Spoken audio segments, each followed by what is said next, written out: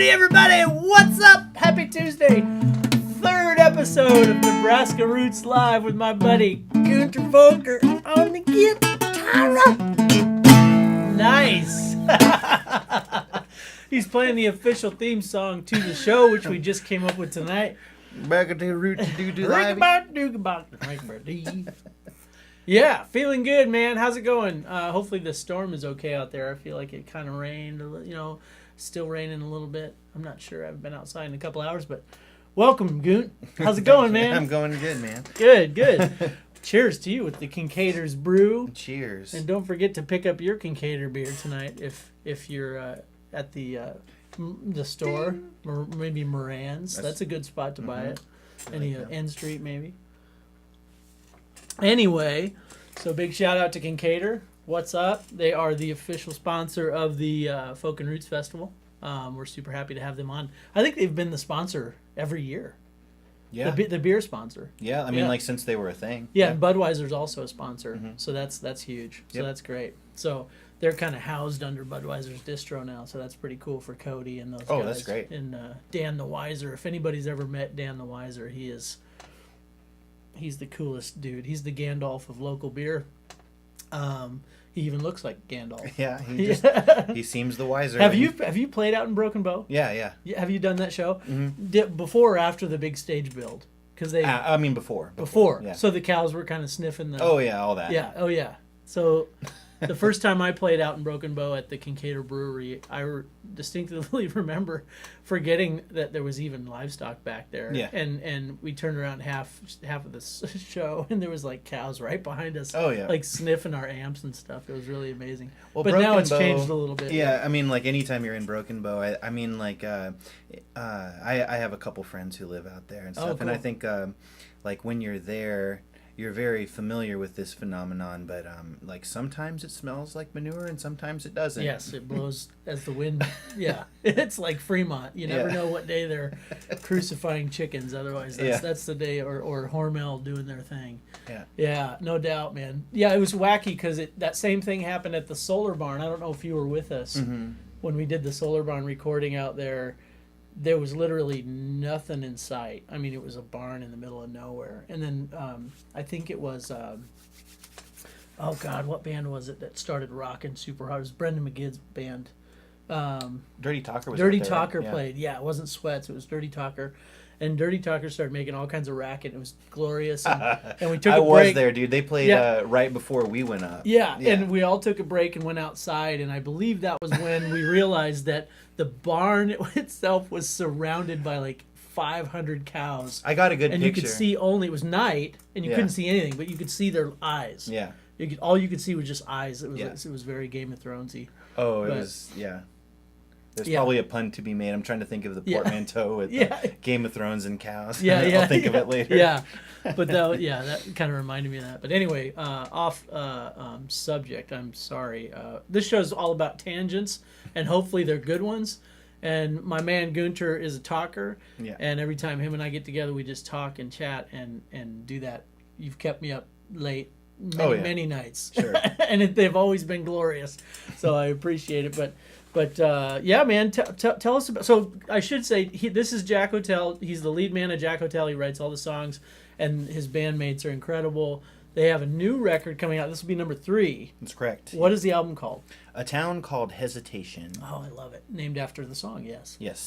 It's that's the title of that song, right? Yep. It's our first one. We're actually like naming the album after one of the songs. Nice. Oh, that's beautiful. Yeah. That's a great title. And that song is incredible, too. Thanks, man. So there's a bunch of songs on this album that we've been hearing for a long time, but just not in context of an album. Yeah, that's right. Which is super exciting because people are really ready for it. Oh, yeah, there's several of them that it's like, I can't believe this hasn't been recorded yet. Yeah, you've kind of had it masterminded for a long time. Yeah, I think so. I think... I don't know, one way or another, for better or for worse, I think my writing tends to have some thematic consistency, I guess you'd say. So, most of them like tend to fit together when we start grouping them together. Oh, nice. Okay. So that was by design. I guess so. Yeah. I mean, it's by accident and by unconscious design. I Cool, guess man. it just sort of works out that way. Well, I know for a fact that you have a lot of people that love your music. I was actually talking to a friend of mine the other day, and the Folk and Roots Festival came up in conversation around their dinner table, and I didn't realize that they even knew you. And this person's daughter, who's in high school, said, "Is Jack Hotel playing that?" Aw. So it's now hitting like this really cool younger demographic. I love that. Yeah, yeah. So Yeah, Jack Hotel tends to trend a little older. yeah. But I think it's seeping into this younger That's great. crowd too, with I things love like that. Lincoln Calling and Lincoln Exposed, and just you playing out quite a bit around here Yeah. and small towns too. So Yeah, I mean, I guess like honestly, I think that our audience has always kind of run the gamut in terms of age and all that. Like, yeah. yeah, that makes sense. But that makes me very happy. That's Well, you were just telling me earlier tonight that you kind of were a late blossom, as far as playing live. Tell us about that. So you're playing with other people for a long time. Well, yeah, I don't know.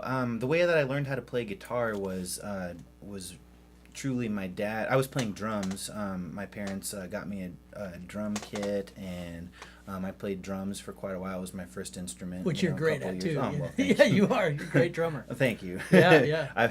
I'm You filled in with the bottle tops. I'm a little couple rusty times. now, but yeah, I finally have a kid at home again, so Nice. I'll be able to get my chops back a little Wonderful. bit. But yeah, I played drums for a couple years and was in a couple bands even and stuff, and did that. But then my dad got a line on a couple of disparate guitar parts. He had a neck and a body, and my dad's a great handyman, woodworker, mechanic. He can kind of do anything. Yeah. And he glued these things together and strung it up. My dad doesn't even play guitar, but he strung it up and got it in tune. No way. Yeah, he figured it out. Wow. And leaned it up against the wall and just figured I'd pick it up. Yeah. And I did. Just left it there Yeah. for your Yeah. for your discovery.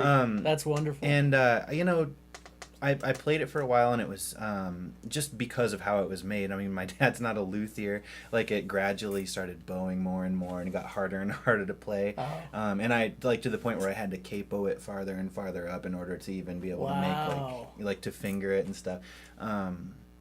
But yeah, I got to the point where I made a decision. Like, I was a teenager, but I made, like, I guess, kind of an adult decision. I had to think about, like, what am I kind of blossoming on, and I decided that I had a nice drum kit, and I decided to trade it in for a slightly nicer guitar that I could, like, kind of get my footing on. Oh, wow. And learn a little bit more on. So I went to Dietz here in Lincoln, also a sponsor. Yes. Good segue. No, yeah. They're actually sponsoring the fiddle and guitar competition for adults and kids this year. So Nice. that's awesome, yeah. So I traded in my drums for a Takamine guitar at Dietz, and Oh, wow, played yeah. that for quite a while. But, like, Springsteen style. yeah, totally. Yeah. But I just, like, I don't know. It was just in my house, and I did my own thing, and I had a little bit of software where I could record myself and, like, make my own demos and, like, just covering songs. I did, Oh, wow. Yeah. like Muse or Radiohead and stuff. That's what I wanted to sound like. Oh, yeah. Nice. And just sort of evolved my own style. And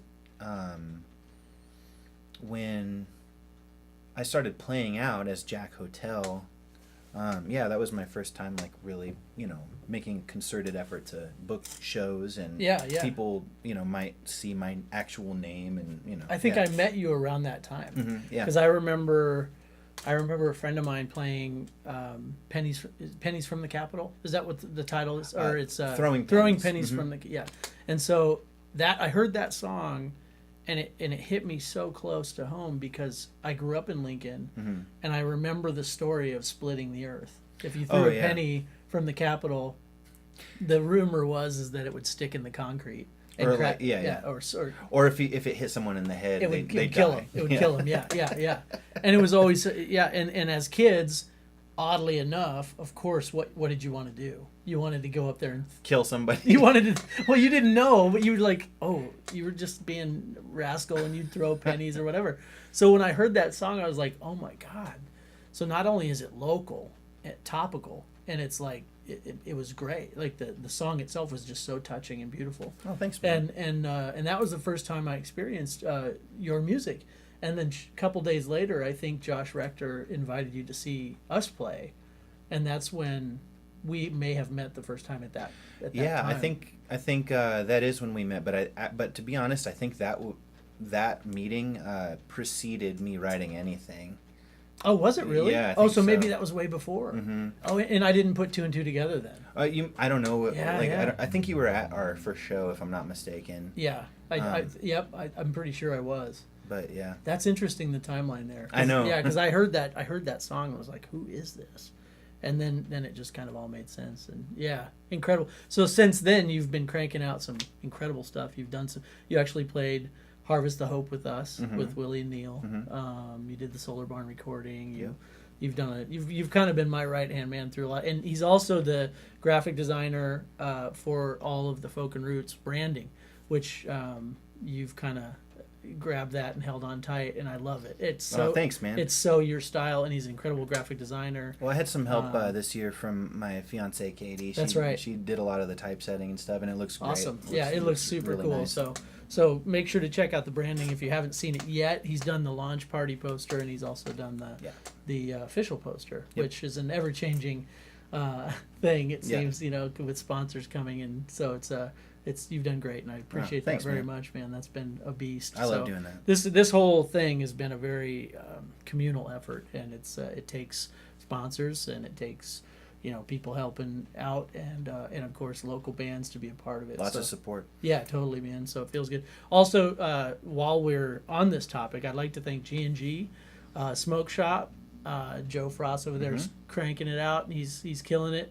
He is a huge supporter of local events, and make sure to support his business, G&G Smoke Shop, and also Greg Joyce and the lovely people over at Legacy Retirement for sponsoring Nebraska Roots Live. And this is always an incredible experience to bring people on. We had Will Hutchinson last week, and Brad Stewart was on episode number 1. I love those people. Yeah, so they're great folks. Will and I he's a talker, and he had some great things to say. So it's nice to kind of dig into the layers of the Günter onion, so to speak, because a lot of people might be curious. Your music really touches a lot of people. Somebody told me they saw you play a show at Kincaidor Tap Room last week. Yeah. And just in conversation, it might have been a post on Facebook. Somebody was writing that they looked over and there was like a table of people crying. Oh, well. And these are the kinds of things, that your music gets to people in a very unique, passionate way, and it's strong, it's powerful, and it's not rock and roll, it's not loud, but it's really orchestrated well to where the pieces and the parts, and I've noticed this about you as a writer over the years, is that it's all intended. And that's the thing that fascinates me about your music. It's like everything you do is intended, and it's made for that moment in the song. And it's really fascinating to see. You take your craft very seriously. No, So thanks, man. I think it's something to commend, not only now, but I think for other people that are starting out as young players. Check out his music and listen Like for and subscribe. Yeah, like and subscribe. Hit the smash the like button, as my son would say. Yeah. But check it out. I think it's a neat way to approach songwriting, and I don't think you've ever talked about that. So I don't know. What's your thinking on the way you approach songwriting? Well, I don't know. I mean, I approach songwriting probably differently every time. Oh, okay. And I think that's probably true for most songwriters, so maybe I'm not that unusual. Some people have their system. But I guess to some extent I do too. I probably, even if that system is kind of inarticulated and it just exists in my mind and unconsciously, but a really common question that I've had before about writers that I admire is what comes first, words or music? Oh yeah. Sure. And most writers Right. I think that writers are kind of oh God. Yeah, right. it's There's a really this one again. it's a cliche question. Yeah. But I don't ever get annoyed with it because I have that question. I'm interested in people's process, Sure. and what people Sure. are doing, and what it looks like, and you know, I love process like that. Interests me a lot, and I don't want to get on too big of a ramble about this, but like you know, before I was, you know, ever would have considered myself a songwriter in any way, I was mostly interested in prose fiction writing, and I'm still interested in that. But you know, a lot of where I come from in terms of my approach to songwriting comes from just, you know, whatever I managed to glean from that. And I think like writers have to bring.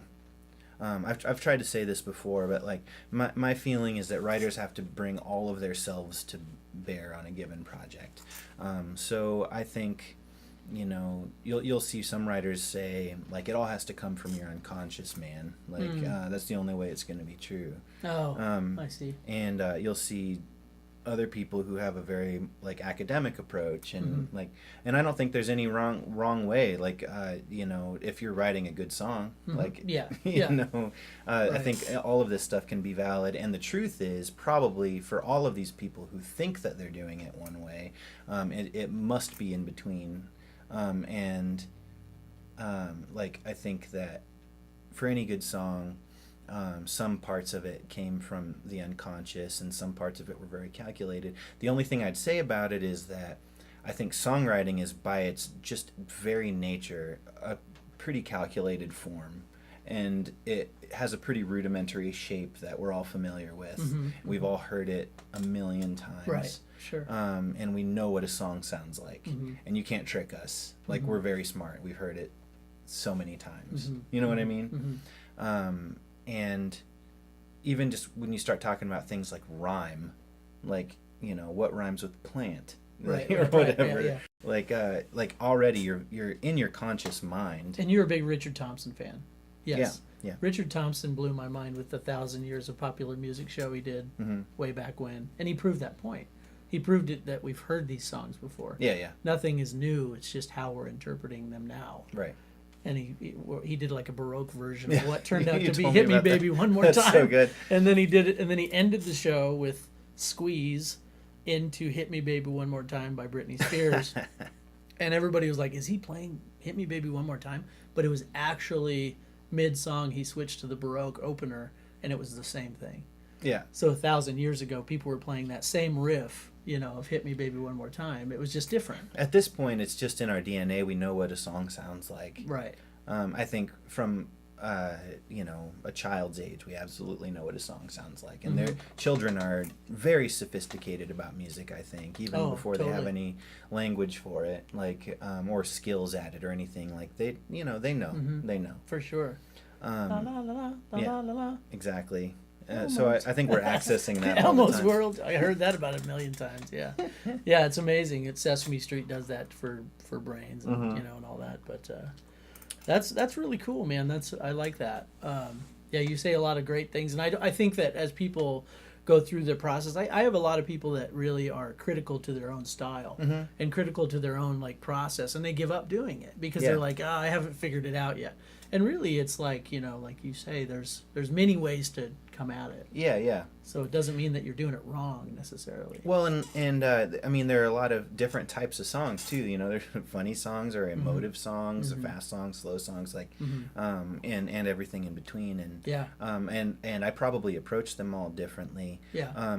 But what they have in common is that at some point, maybe I have, like in the course of like finding a chord progression, say, and singing nonsense over it, maybe I find a phrase that I think sounds like something that makes sense, and like I could write a song around. And starting there, I start to chase I start to chase a feeling, and it might be like very close to the bone for me. It might be something that actually happened, or it might not. It might just be something that really inspired me.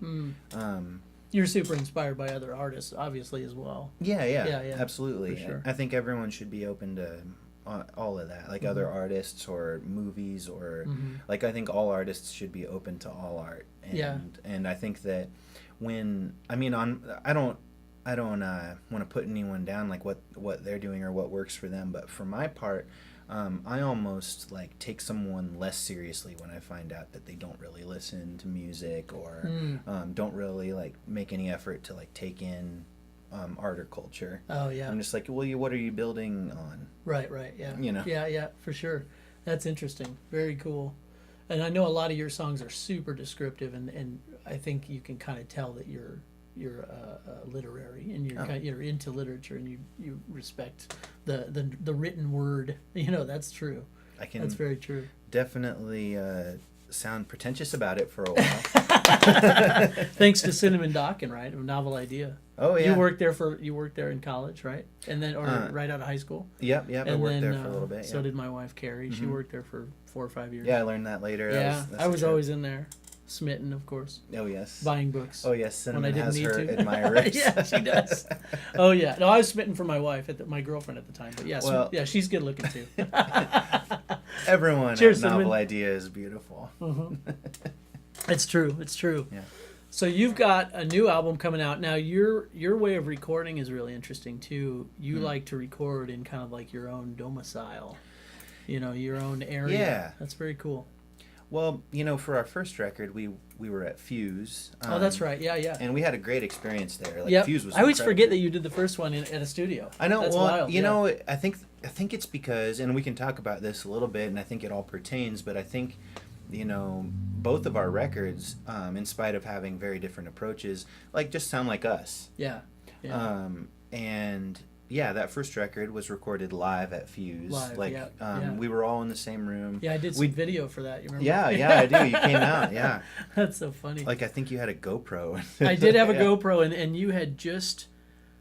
Oh my God. You had just crashed on your bicycle, and your whole face was completely destroyed. Oh boy! Do you remember? It could have been so much worse. But it could have been a lot worse. I that do. was nuts. Well, I do, and I don't remember. Yeah, because I literally had a concussion.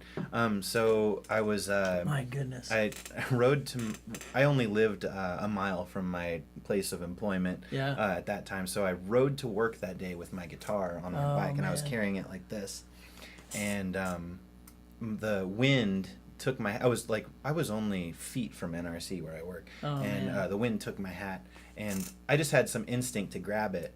Oh my! And I just totally biffed it on my bike. I'll never forget it. Yeah, and I landed. I mean, like, there's nothing to. I didn't try to stop myself. I was holding my guitar. It was very dangerous. I don't recommend that anyone do what I was doing. I landed on my face. Wow. Yeah, with nothing else to break my fall. Yeah. And I was out. And it was hard to do video because I'm like, there's no way to avoid. Yeah. The carnage. But it was kind of badass though. I went to the hospital and everything. Wow. And we had called people like, hey, probably no recording tonight, and as the day went on, like after I got out of the hospital, I had some Burger King, and I just kind of hung out for a while, and I was like, wow. I'm gonna try to play a little bit, and I realized that I could still play all my songs. I still knew all the words. I was like, I'm gonna beat myself up if I could have recorded and I didn't. So we just called everyone. We were like, we're back on. Unbelievable. I think it came out fine. I think I sounded like myself and normal, but I was told that I was repeating myself a lot. Oh yeah, little nuances. We're not clicking right. Yeah, that's amazing. So you did the first album at Fuse. Yes. That's right. The second album was the one that was coming to my mind more immediate when I said you like to record. You actually. Well, and that's how we're doing our third one too. Yeah, and you did that in your house. Yes. So you're doing that in your house. Yeah. Yep. Which is very cool. Yeah, I like that approach. I don't know. Even when we were doing our first album, I had nothing but great experience at Fuse and enjoyed everything there. That room is incredible. Oh yeah, it's great. I'd recommend it to anybody. And they had wonderful engineers. Absolutely. Yeah. Charlie Johnson and Tim and those guys are great. Yep.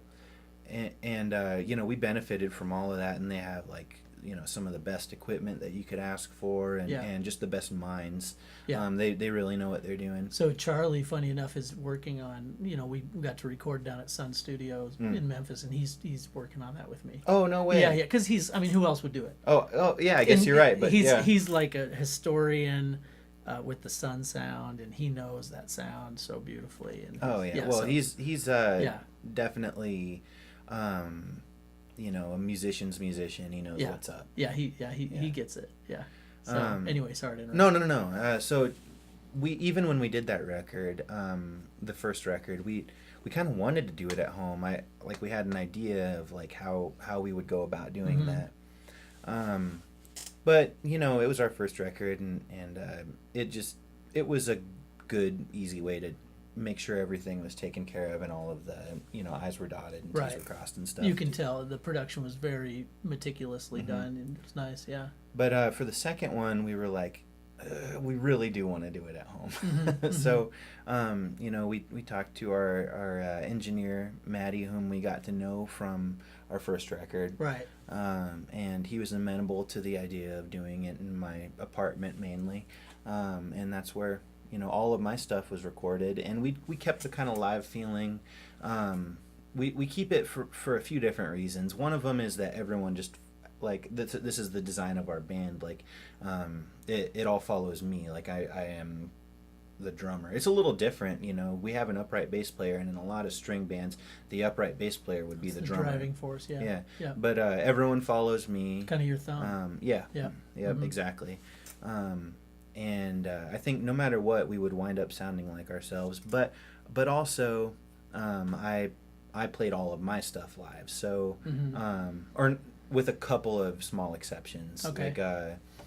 I would track the guitar and vocals separately, but mostly I tracked vocals and guitar at the same time. And you were able to get more meticulous with the second record. Yes. I thought you were talking about the second record when I said meticulous. Oh, yeah. Well, we tried our best on the first one, too, there were opportunities it felt to drill me in. like the second album had way more, under a microscope treatment. Yeah, I think that's accurate. For sure, yeah. Like the first one kind of sounded like, it was definitely more of a snapshot of just where we were as a band at the time and that kind of thing. If we were to record the same songs now, we would probably take a different approach. But I'm only proud of that record too. I think it came out as it was going to come out. It's good. I like it. But time and a place. Yeah, exactly. That's where you were. That's kind of cool. I look back on old recordings of mine and I go, I'd love to re-record some of that stuff, but honestly, that's where I was at that point. It's kind of cool to look back and see the growth. And maybe someday, I don't know. Yeah. It'd be kind of fun. Yeah, to redo them in a different setting. Or maybe even like a live record or something. That'd be kind of cool. Even on a live level, we've evolved quite a bit. I mean, we've been playing for a few years now compared to when we released that album. You'd like to throw little nuances in. You'll throw some Rage Against the Machine in once in a while. Yes. Some you'll transition to other songs. The live show is really cool. It really is, because you like to really play with the orchestration, because you have a band that can hang. Yeah. And you play with some great players that can actually follow along and watch you on what you're trying to do, and that's always a joy. To where you can wherever you take the train, they're gonna go. Yeah. So that's pretty cool. Well, it's pretty cool. We we're it's some kind of balance. I don't know. We're definitely open to spontaneity, but a lot of that stuff we talk about beforehand. Yeah. This is what we're gonna do. Yeah, we kind of plan it out. But, nice. But then it's even at the moment, it's kind of up in the air, whether we're actually gonna do it or not. Yeah. It's up to me. Yeah. Well, I know, because sometimes you don't and sometimes you do. I know that there's and we'll even shout from the crowd and bug you a little bit about Rage Against the Machine. Rage Against the Machine. Yeah, that's always a nice treat. So that's pretty cool. But yeah, so you're playing Folk and Roots, and I made it a point to find and book some bands that you and I mutually love. Oh yeah. Greg Brown is one of them. Love Greg Brown. Yeah, and it probably goes back a long time for you, maybe even to the bookstore, because I was telling last week. That's possible. Because they played Greg Brown a lot at the bookstore. Yeah. Yeah, and that's where I first heard Greg Brown and fell in love with Greg Brown. And because it was just like, who is it? every time I walked in there, it was just so natural. And it's and extremely beautiful. likely that they played Greg Brown while I was there, and I just wasn't really Just aware of it. Just subconsciously, like yeah. it was just there. Yeah, for sure. And so I don't know if you knew this, but it's his last year Mhm, of yeah, playing. I He's had heard that. looking to retire and stuff. Wow. So we got him. You know, at a great time. So that's pretty sweet. And we've been trying to get him for a long time. You and I have talked about this. Yeah, from the I've, beginning, you know, pretty much. you know, even when we were working with some other partners, saying, "Hey, we got to get Greg Brown." Yeah. And it just never happened. And I Yeah. think he played here for a couple other instances and stuff like that, you know, for LAFTA shows. But yeah, I'm so excited, and I know Matt Cox is a big fan as well. Oh yeah. So Yeah. yeah. Well, and you know, I'm about as excited to see Matt. You know. oh god, yeah. he's oh just man, he's just beautiful. yeah, he's great. He's actually killing it, right? I mean, Yeah. he's touring like crazy. His wife Emily is a manager, I guess, and they kind of do it as a team. You know, they're married and they really go after it. Oh yeah, they're great. E3 management and I tell Sweetest you, people too. super sweet. And I see that he's playing in Colorado all week, and he's just really smashing it. So if you don't know Matt Cox's music, please check him out. Check it out. He went down to, was it Memphis, and did the Blues Challenge and did really well in that. Oh, that's right. I remember reading about that. Is that the National Blues Championship? There was I think there was a blues competition. Yeah, and he did really well in it. Yeah. And it was just him solo. Oh my God. Well, So you know, he's great. Like, I think that I didn't think about it very hard, but when Jack Hotel was starting, you know, I think he was one of my kind of luminaries that like I could look to and be like, well, you know, this is kind of what I want to do. Nice, You know, like yeah. because Matt and I have a lot in common in terms of our musical taste and approach and stuff. We have very different bands and approaches to songwriting, I think, but I think that we have a lot of the same background and kind of fundamentals. And he's a really lovely fingerstyle player. Oh, he's a great player. And Great slide player. Great slide player. Yeah. I'm not very good at slide. There's a slide right here. Oh, look at that. I'm not even going to use that. That just happened to be in my pocket. But Use it as a shot glass. yes, Yeah. but he's just lovely. Like I love everything. He's he also does. very descriptive with his writing. And he's from Iowa, and so he kind of, you know, Nish Nabatna was an Oh my album God. he put out, and I'll never forget listening to Nish Nabatna on the way out to the Harvest the Hope concert, and we listened to it all the way there. I was listening to that a lot around that and time. and it just had come out on Soar Records, and it was just like, man, this is so clean and amazing and just pure. I remember Just a beautiful record. I can't remember the name of the first track. It'll come to me later, but the first track is so beautiful. It's got that pedal steel. And, Oh yeah. And pedal steel and electric guitar. His band is interaction. incredible. He's got some great players that play with him. Yeah, Yeah. and everything was just so on point, and Yeah. Matt's vocal sounded so beautiful, and I was just, I heard that, and I was like, oh man, Yeah. like, Yeah. shut up. Yeah, check that record out, Nish Nabatna. That's a good one. Yeah. He's put out A couple others since. Yeah, I think one or two, if I'm not mistaken. There's a new one that's like a live from '09. Oh, okay. That's kind of cool. Okay. Like it's a bit of a throwback to like Okay. an earlier band. Like That might have been when my brother Nick played with him, because he played keys with him for a while. I think you might be right. Yeah, he had a great band back then too, but there was some different players. Yeah. So he's kind of had a rotating cast of just incredible players. Yeah, like, yeah. over the years. Yeah, who wouldn't be drawn to Right. play with him? He's Yeah. just he's great. one of Omaha's finest, and I think he's won the OEAs probably like 12 years in he a had row. to, he had to be like, stop. Yeah, just no more. Yeah, I don't want to win anymore.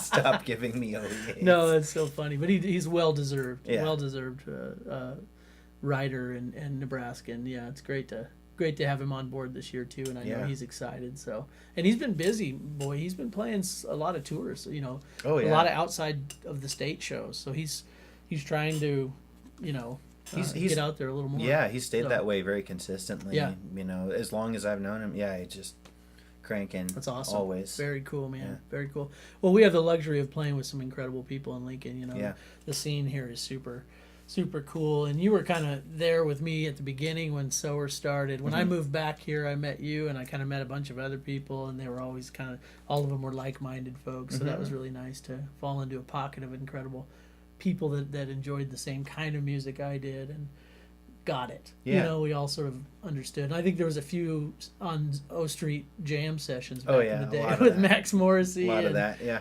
and Ian Craig and some of those cats from Root Marv and Yep. stuff. And yeah, that was incredible, man.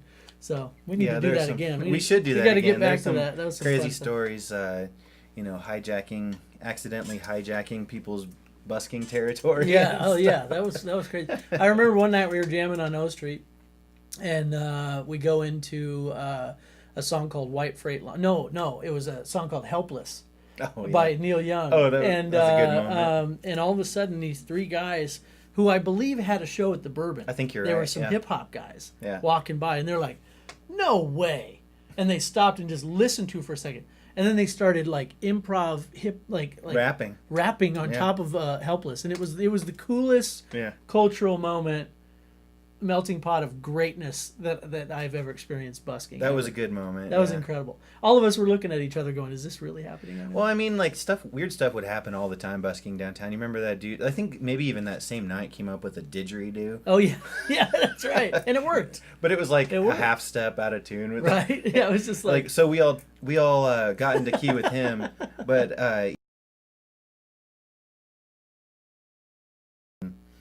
D sharp. or Yeah, whatever. He's stuck in D sharp, which is not a glorious we key to don't- be. Yeah, We don't do that. that's incredible, man. Oh my gosh. Well, that's exciting, man. So when does the album? When do you think the new album's coming out? Yeah, I mean, it's kind of just the way that we're so by the nature of our home recording process. Like again, I did my stuff live. We've got bass all done. We've got our Nice. vocals mostly done. We've got violin all done. Joe's got a lot of the Weisenborn Joe stuff Salvati, done. yeah. Salvati, You just yep. talked about Kim Taruk on bass, and then And Josh Rector. Josh Rector on fiddle. Yep. So yeah, great stacked band. Oh yeah. Yeah, some of my favorite players, absolutely. yeah. But Joe's got some dobro left to do, and then we just have some kind of miscellaneous stuff. But it's one of those things where this approach, although it does allow us to get under the microscope on Yeah. certain details, Yeah. it does not make for a fast process. It's because as weeks go by, it's just continually wrangling schedules, and Right. you realize it's like making plans with anybody. Like how Yep. hard is it to make plans with your friend, like for dinner? Right, right. You're talking about 3, 4, 5 people. Yep. It's like Yeah, it's a lot. maybe we can do that a month from now or whatever. Right. Yeah. We're not at that place. We're definitely cranking on it. Yeah, that's doing good. it as often as we can. But I'm thinking it won't be any sooner. Maybe like the fall, maybe. Yeah, it won't be any sooner than September. Gotcha. Possibly more like October. Well, And- that's going to be glorious to have Yeah. a new Jack Hotel record. Oh out man, well in the I'm fall. very excited. In the And right before winter. That'd be honestly, great. leading up to that, like we hope to release some of the stuff Good, yeah. digitally or Some whatever. singles. Yeah, Yeah, good. exactly. Good. You've always been good about that. That's Yeah. right. So who are you excited to see on the festival that you're not super attuned to? Oh, that's a good question. I guess I'd say Rainbow Girls. Oh yeah. Yeah. Me too. Maybe Suitcase Junket. Ah, yes. He's kind of a sleeper. Oh, A lot yeah. of people don't know anything about him, but he's like actually incredible. Oh, I know. Will Hutchinson knew all about him. I had was seen him in watching you guys' California, yeah. conversation about Yeah, that. yeah. It was Will's description of his overtone singing that piqued my interest. Oh, I was yeah. like, "What are you talking about?" Yeah. And I looked it up, and I was like, Oh, you found it? "Yeah, Oh, cool. yeah, Oh, that's awesome. it's wild." I'll have to check that out. Oh, dude, Nice. it's completely buck crazy. And you can find video of people doing that pretty virtuosically, but he's like right up there. He's doing it incredibly well. Nice. Just Yeah. like the sound that you've never heard coming out of The someone's mouth. overtones and And yeah. it like somehow it makes sense with what he's doing, which is very much like a bluesy Americana vibe. He is really making that work, and he's got great control with it. But all of this stuff is like it's not gimmicky, but it's just bonus little bows on top of it. Yeah. Like the truth is, like he's got a great singing voice and writes great songs. Like he's incredible. Yeah, I'm excited for him. He kind of fell into my lap too, booking wise. Yeah. I talked about it a little bit last week, but the other one I'm excited just because I haven't seen him in a long time is Pokey Lafarge. Yeah. and we all know him and what he's done. Well, so. he's definitely, upper echelon for the kind of stuff that we do. Like, Pokey is fantastic. So. Yeah, when he played at the Bourbon a few years ago, I think the crowd was a little light, but the people that were there got it. Yeah. They got a good show from him that night. Well, I mean, and like, was it kind of a stray night, like Wednesday? I think it was. And the Bottle Tops opened. If I remember right, it might have been a Thursday or something, like an offshoot night like that. But I don't think he had caught on fully. And then after he played, of course, people go out and talk, and he spread even more. And then for years later, that was the last time he played in Lincoln, I believe. And then people kept bugging me to book him. And, hey, did you get Pokey this year? So I'm happy to announce that, yes, we finally got him this year. Well, you can't, when you actually see him, you can't fail to note how good he is. Yeah, and he looks like he just literally walked off a time machine. Yeah. And from the 30s, And it was classic to see him provide a lot of music for the Boardwalk Empire HBO show. Oh, yeah. And that just fits his appeal. That's perfect. Steve Buscemi was so good in that show. Have you ever watched that? Oh show? yeah, it's a great show. I've gone back and watched it second. I've only watched it once, but it's really good. Well, and I actually haven't even finished it. I need to, but it's weird that you say. I was just picturing. I don't know. I don't even know if I want to say this, but Pokey's got a little bit of a Steve Buscemi quality to him. Yeah, a little bit. He does kind of. That's so funny you said that. He does. So if you I want to imagine, say though that Steve Buscemi, he in Fargo, it was a big thing for them to describe him as the funny looking one. Yeah, he's kind of funny looking. Sure. The truth is, I think Steve Buscemi is a very handsome man. Oh sure, yeah, and everything he's in is quality, unbelievable. Yeah. I mean, I can't name one bad thing he's done. Mm-hmm. Everything has been a knockout. Maybe like a couple of Adam Sandler movies, but he only made them better. Oh, like Wedding Singer? Oh, it was incredible. Like when he trips on the curb. He wasn't only in Wedding Singer. Oh, there was a couple others. Yes. Wedding Singer we watched that again the other night, or it was on TV or something. And when it's on, you can't stop watching. Yeah, it's good. And it was like I forgot how when he's bickering at his dad and thinks very self-taught on guitar, and he's over making. I'm an Adam Sandler apologist. Oh man, I think he's all right, but the movies have not all been all the same level of quality. Oh no. There's some doozies for sure. Yeah, I remember seeing Wedding Singer in the movie theater and just going. At first glance, I thought it was terrible, and then I watched it again. It's pretty good. I said, "This is pretty good." I saw Happy Gilmore in the theater.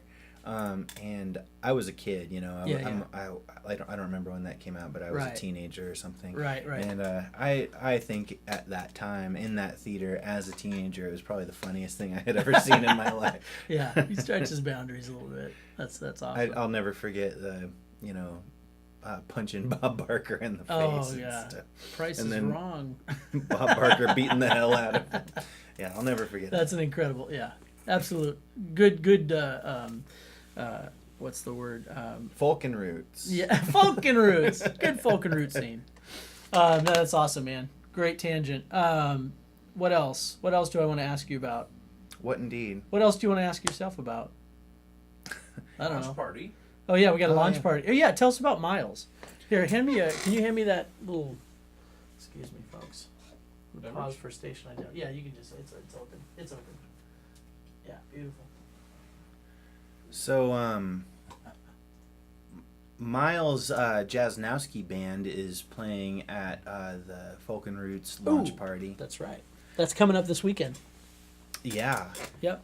And this will only be their second appearance. Yeah. And they just crushed it at the Zoo Bar recently. Yeah. Yeah, and you can see video of them. They had beautiful hat trick sessions. That's very easy to find. Just look for Miles Jasnowski hat trick Silver sessions. Street. Yeah. It's incredible. And that's some of the craziest stuff that I've seen coming out of Lincoln. It's just like beautiful players and beautiful people. It's James Fleege on bass and Rodenberg on keys. Jack Rodenberg on keys. Yeah. Harrison Eldorado on the drums. He's an incredible drummer. Totally. Yeah. Oh yeah. And I knew that he was very good. Yeah.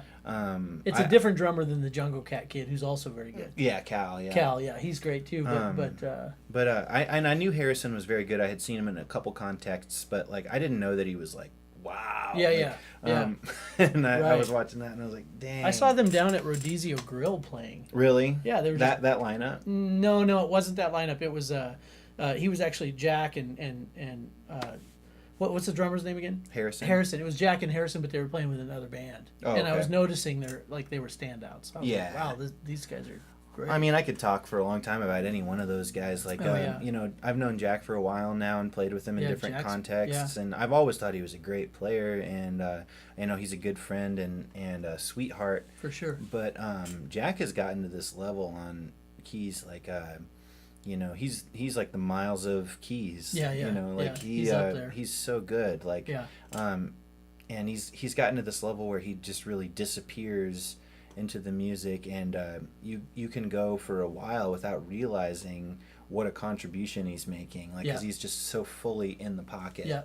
Yeah. He's playing, like he's treating it the way it should be treated, which is like a rhythm instrument. Yep. You know, that has some lead ability. Like, it's just great. He's matured a lot. Yeah. And yeah, I've played with Jack quite a bit over the years, Yeah. and I've noticed it big time. Yeah. Oh, for and sure. I mean, his ear is just incredible. Like, you know, even just like as a, like in kind of a whimsical way, like he can just mimic what you're doing, or he can like improvise off of what you're like. He's just so smart, and you know, it's a pleasure to see him like in a band like that, where I think he can really be appreciated for like the talent that he is. Yeah. And Miles himself is just one of those guys, like, it's so refreshing that he's not a jerk. Yeah, I know, right? Thank God. Like, he's the nicest kid. He's so very cool. sweet and so good. Like, he's so good that you would expect him to be a jerk if you had no other information. And he's not. He's just like a beautiful soul, and no one could say a bad thing about him. Right. I don't think. Super mellow. Yeah. Real nice kid. Yeah. Well, I was pleased because we're opening for them, and I'm super excited. And then Edom Soul Music is playing before us, so that'll be a really great show. Yeah, so. I saw that video that you shared. Oh yeah, that was very cool. Right. Oh my gosh, she's full of magic, isn't she? Yeah, beautiful singing. Yep. And I'm excited to meet her. I haven't met her yet. I haven't either. We've just been emailing back and forth about the booking and everything, so that's been really cool. But yeah, so super exciting stuff, and that's going to be at the Tap Room this Saturday, 8:00. Kincaid Tap Room. It's a free show. It's a free show. So there's no. In years past, we've always charged a cover to get in. So this is going to be a free show. Yeah. Right down in the rail yard. We're actually selling tickets for the Folk and Roots. We're going to hand out tickets. We're going to give away tickets. We're going to give away some other freebies. So make sure to show up to that. That's going to be awesome. Yeah. And then June 15th is the big day. So out at Pinewood Bowl. Heck yeah. So it'll be our first year at Pinewood Bowl. Oh, So- man. You know, that's one of those Trials stages, and tribulations, like, man. Yeah. That's crazy. Yeah, it's pretty wild. Like, you know, I always wanted to play that stage and just wasn't sure when that would happen. Awesome. You know, I'm glad it's working out. Yeah. Man. Yeah, me too. I'm not playing this year, but hopefully we can find a time. But I like giving other people opportunities on a big stage, and if I can fill in where needed, I will. But someday soon, I think that they want to focus on doing this for years to come. That'd be great, So, man. And it's working out. I mean, the sponsors came through big this year, and I can't thank them enough. And this kind of thing would never happen if it wasn't for local communities scratching each other's back, musicians being cool to each other and doing the right thing. I think it's just all of that comes together in what we know as Folk and Roots, and it means a lot to me. Yeah. That's actually blossoming. So it's cool. After last year in Elkhorn, I was worried. I took a shot at risk, and it was still cool. It was a nice location. Yeah, it was a good time, and great music. And I probably wouldn't have done it out there this year because the flood really took its toll. It destroyed that whole place. I didn't even think about that. Oh my gosh. Yeah.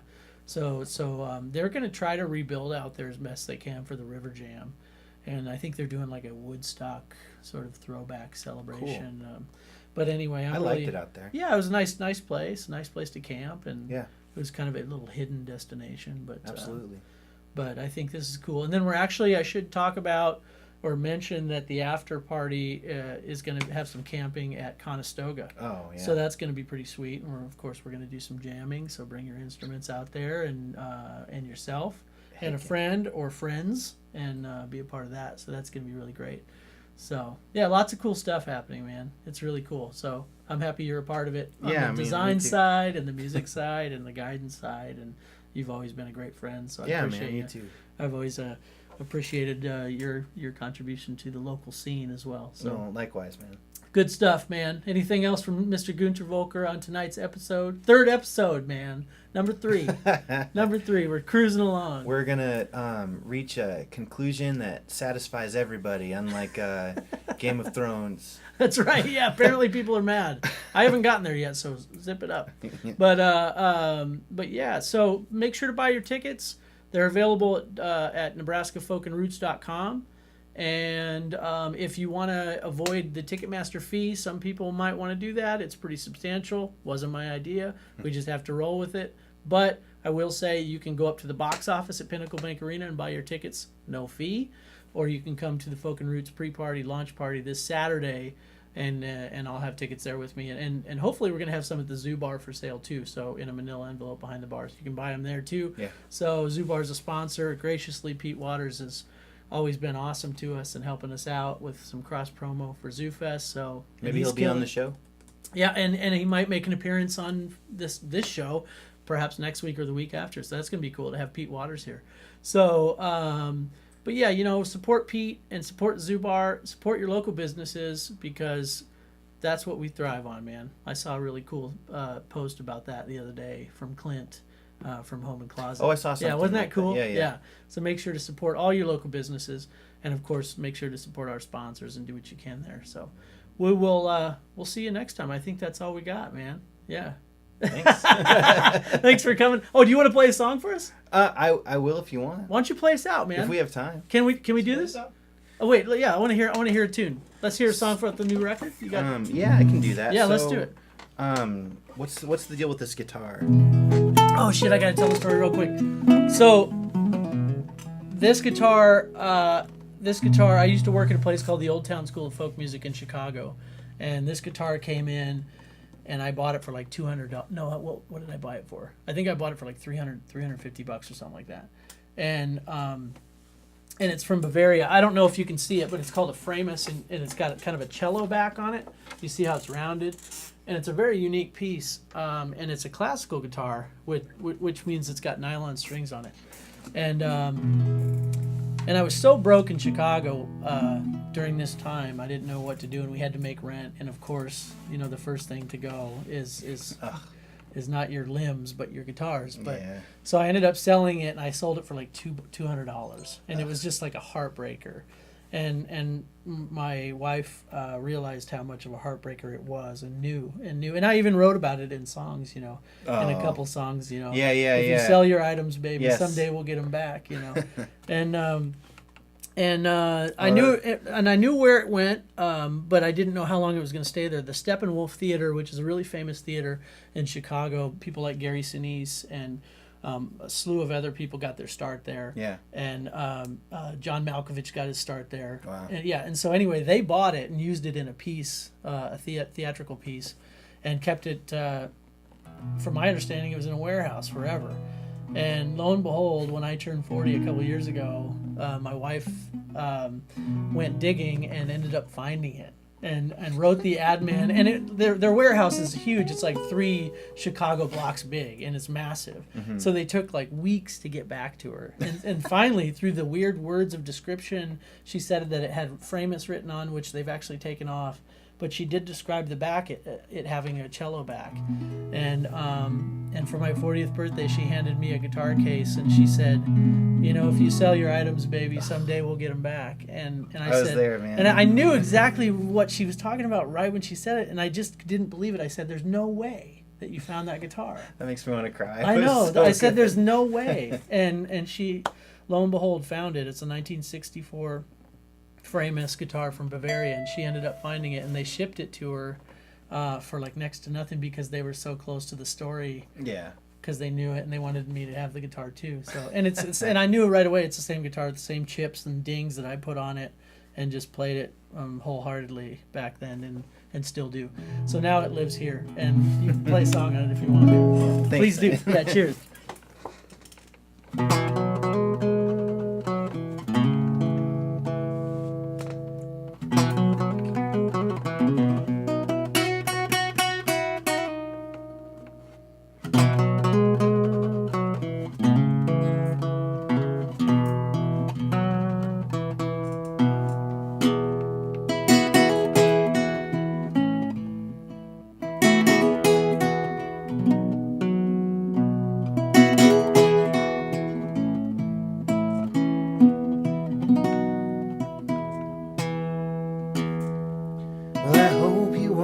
think less of me or consider me unkind.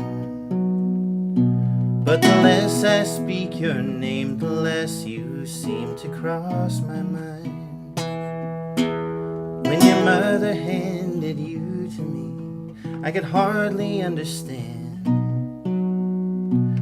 You were seconds old and small enough to balance in my hand. Oh, my daughter, darling one, don't be too long away. Water spirits you back home again to stay.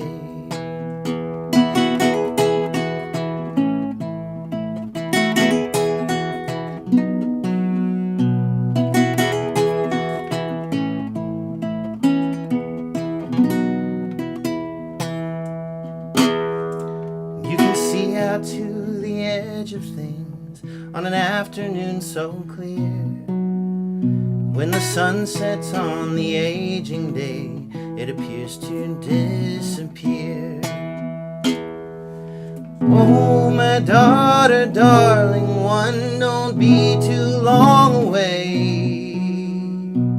Well, I hope the water spirits you back home again to stay.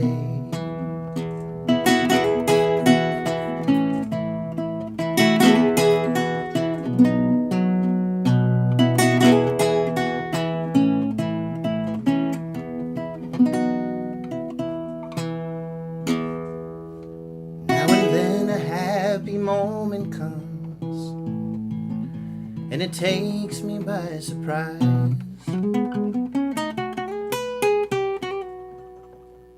And I hope that years of laughter show in the corners of your eyes. Oh, my daughter, darling one, don't be too long away. I hope the water spirits you back home again to stay. Oh, my daughter, darling one, don't settle for a thing. Bear a flag fit for a conqueror, wear a coat fit for a king. Bear a flag fit for a conqueror, wear a coat fit for a king.